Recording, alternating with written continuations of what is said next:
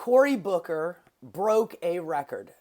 Cory Booker is the senator in New Jersey, and he broke a record for the longest filibuster in American history. He did over 25 hours. Pretty impressive, I gotta say. It was pretty impressive. I can't imagine doing anything for 25 hours straight. And he had to stand. You're not allowed to sit. You had to stand. Now, most people are calling this a filibuster. It wasn't a filibuster because a filibuster requires a bill that you would be filibustering against. And this was just basically an act from Senator Booker. Now, I'm going to give him praise, but I'm also going to have a big critique. My praise is that this is what the Democratic voters have been waiting for. They have been waiting for somebody to do something. It's like that old meme where, they're poking the thing with the stick going, do something. Just do something. And with Chuck Schumer going, oh my God, we're not going to rest. We're going to fight, but I got to do a book tour first. Then I'm going to go talk to my friends, the Baileys in Long Island.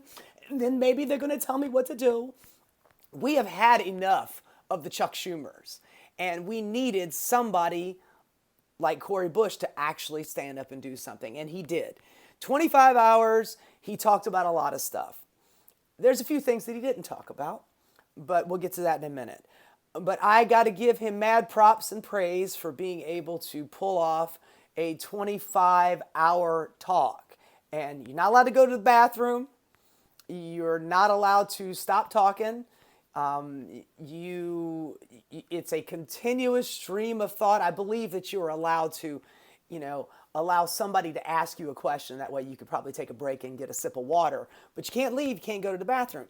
And there's a lot of speculation about whether or not Cory Booker was wearing an adult diaper.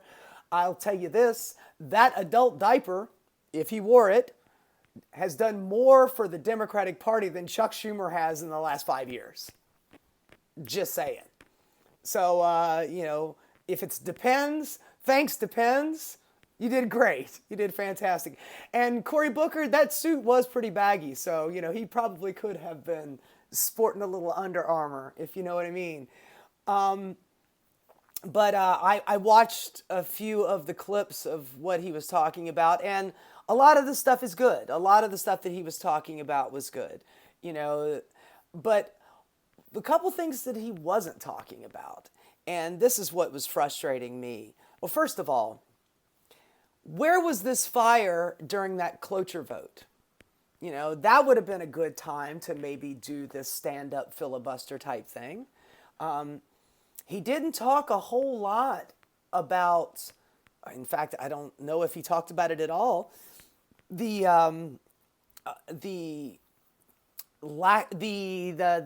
immigration issue that we're dealing with, where they're snatching people up off the street and shipping them off to a prison camp. He didn't really talk about that. And that's kind of frustrating. And one thing he sure as shit didn't talk about was what's going on with in Gaza. He didn't mention that at all. The only thing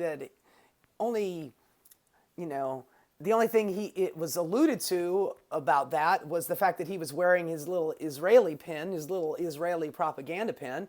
And that is because Cory Booker has taken $1.5–2 million from AIPAC lobbies and Israeli lobby officials, over his tenure. That's a lot of cheddar. That's a lot of cheddar. $1.5–2 million for the Israeli lobbies. So you can see what side of his bread is buttered on, and that's one of the reasons why he didn't talk about any of that. I would say that's the main reason why he didn't talk about that stuff. Maybe he's got some ideological reservations about the Israel Palestinian issue, but he sure as shit didn't bring that up. And 25 hours to filibuster against what? There was no bill. He didn't filibuster against the bill. He didn't filibuster against this cloture thing. He didn't filibuster against what's going on in Palestine. He didn't filibuster against what's going on with immigration in this country and the fascistic turn that we've taken. He did read a lot of letters of Americans who have either lost their job, which, by the way, between 150 to 250,000 Americans have lost their government jobs because of Trump and Elon Musk's illegal cuts. And he read a lot of letters from people that were moving and emotional. I just lost my government job, and it's my responsibility not just take care of my family, but also my invalid father who has to have constant supervision, and I don't have the money to be able to afford anything. We have been waiting for somebody to do something, and this kind of action that Cory Booker has done, hopefully will get other Democrats to go, okay, he did that. Let's see what I can do. Maybe I could do something, that impressive. Now, the irony of him breaking the record, he broke the record that was held by Storm Thurman, who, if I'm not mistaken, was filibustering to make sure that voting rights for black people didn't happen. So I guess that is a nice full circle turn of events that Cory Booker was able to do that. So honestly, I don't know why he did it. I'm glad that he did it. I think that possibly one of the reasons why is maybe he's setting himself up for a 2028 run. But y'all, if you're thinking about Cory Booker being the president of the United States, you need to just get that out of your head, okay? He is, as a Democrat, he's pretty milquetoast, and he ain't it. He ain't it. Credit where credit is due for being able to pull off a 25-hour filibuster on the Senate floor. Congratulations. You did a hell of a thing. And we finally got rid of Storm Thurman's record, so good on you.